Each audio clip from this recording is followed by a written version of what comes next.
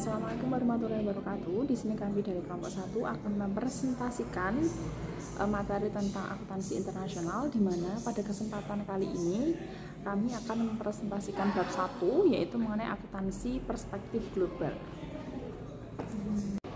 Ya, berikut adalah daftar anggota dalam kelompok kami. Yang pertama yaitu Mbak Ita Nuari, yang kedua Mbak Arin Tias, yang ketiga Mbak Novita Wahyu, dan yang terakhir adalah saya sendiri, Aziza Nur Arojak. Berikut adalah subbab yang akan kami jelaskan pada bab kali ini. Terdapat 7 subbab ya. Yang pertama, sudut pandang sejarah dan sudut pandang kontemporer akan dijelaskan oleh Mbak Novita.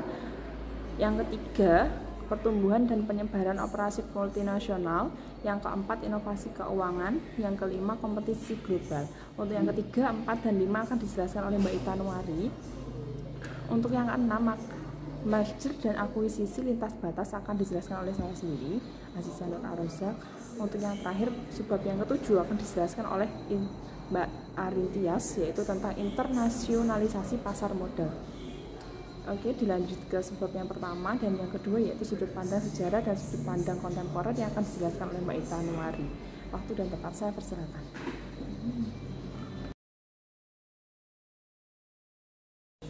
Untuk subbab yang pertama yaitu sudut pandang sejarah.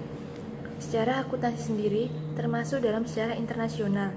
Ini memperlihatkan sesungguhnya akuntansi telah sukses mendapatkan keberhasilan dalam kemampuannya untuk diaplikasikan dari kondisi nasional ke kondisi yang lainnya.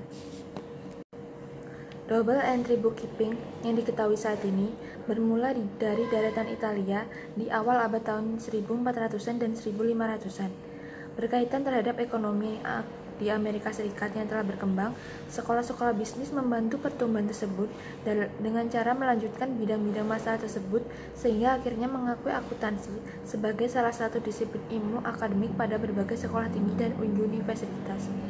Sebaliknya, bahwa di kebanyakan negara, akuntansi tetaplah merupakan problem dengan skala nasional, dengan standar dan praktik nasional yang telah melekat erat pada hukum nasional dan aturan profesional. Kemudian untuk subbab yang selanjutnya yaitu sudut pandang kontemporer.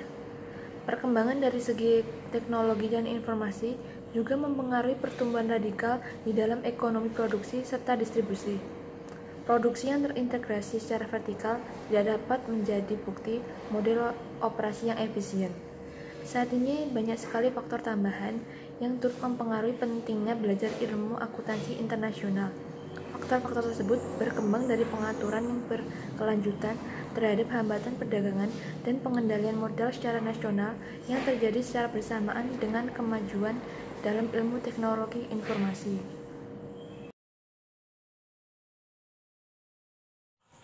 Slide selanjutnya adalah pertumbuhan dan penyebaran operasi multinasional.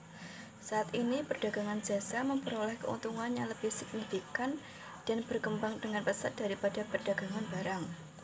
Untuk mendapatkan gambaran yang lebih jelas mengenai pola perdagangan pada tingkat mikro, seseorang perlu mengamati pengungkapan operasi luar negeri setiap multinational corporation atau MNC besar. Operasi yang dilakukan di luar negeri menyebabkan manajer keuangan dan akuntansi menghadapi resiko berupa semua jenis masalah yang tidak mereka hadapi ketika operasi perusahaan dilaksanakan di dalam negeri. Manajer keuangan dan akuntansi juga harus memahami tentang pengaruh kompleksitas lingkungan pengukuran akuntansi suatu perusahaan multinasional atau multinational enterprise atau MNE. Slide selanjutnya adalah inovasi keuangan.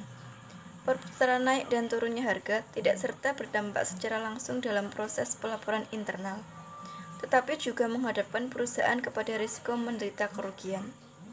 Hal tersebut memicu tujuan aktivitas perusahaan dalam mengidentifikasikan risiko yang mereka hadapi berasal dari kerentanan tersebut, membuat keputusan risiko mana yang perlu dipertahankan, dan juga mengevaluasi hasil manajemen risiko yang telah dilaksanakan.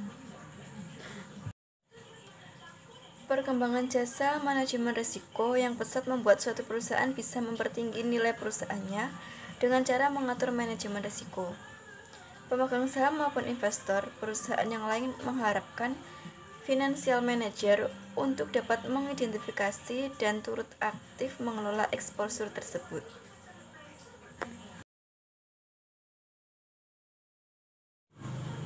Slide selanjutnya adalah kompetisi global. Penentuan acuan atau benchmarking merupakan kegiatan yang membandingkan kerja suatu pihak dengan suatu standar yang memadai.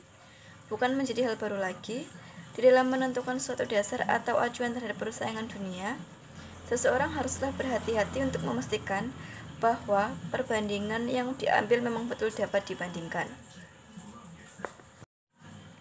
Faktor-faktor yang ikut membuat semakin terlihat peran akuntansi internasional ialah fenomena kompetisi internasional.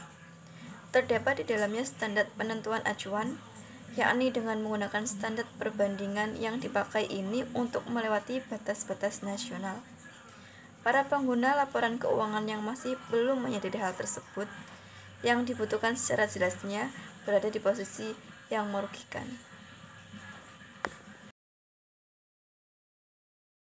Baik, di sini saya akan menjelaskan tentang merger dan akuisisi lintas batas, di mana dengan berjalannya tren dunia atas konsolidasi industri, berita mengenai merger dan akuisisi internasional tentu merupakan sesuatu yang pasti akan dihadapi.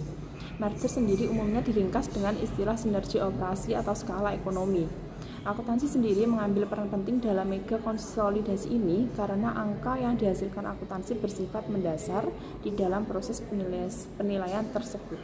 Jika perusahaan X di negara X dibolehkan untuk menempatkan goodwill yang dibelinya secara langsung sebagai suatu cadangan, dan perusahaan Y di negara Y haruslah mengamortisasikan goodwill yang ia beli ke dalam laba, maka pihak X kemungkinan akan mendapatkan keunggulan dalam penawaran jika dibandingkan dengan pihak Y ketika mencoba mengakuisisi suatu targetnya. Baik, untuk selanjutnya akan dijelaskan oleh Mbak Arin. Untuk dan tempat saya persilakan. Terima kasih. Dalam internasionalisasi pasar modal, faktor-faktor yang sebenarnya banyak menyumbangkan perhatian kepada akuntansi internasional di kalangan eksekutif perusahaan adalah internasionalisasi pasar modal seluruh penjuru dunia. Data memperlihatkan sebenarnya di dalam arus modal antar negara telah mengalami peningkatan lebih dari 20 kali lipat dari tahun 1990-an. 3 wilayah dengan pasar modal terbesar yaitu 1. Amerika. Dewasa ini Amerika Serikat merupakan kekuatan yang gemilang dalam akuntansi global. Amerika Serikat lebih baik dari negara-negara lain dalam hal pengeluaran riset akuntansi, jumlah publikasi akuntansi, dan lulusan perguruan tinggi yang memiliki konsentrasi akuntansi. Yang kedua adalah Eropa Barat. Eropa merupakan wilayah pasar saham terbesar di dunia dalam kapitalisasi pasar maupun volume perdagangan. Dan yang ketiga adalah Asia. Banyak ahli yang memperkirakan benua Asia akan menjadi salah satu wilayah pasar saham terpenting. Hal ini memperlihatkan bahwa pasar ekuitas dapat memegang peranan yang sangat besar dalam perekonomian Asia. Selanjutnya adalah pencatatan dan penerbitan saham lintas batas negara.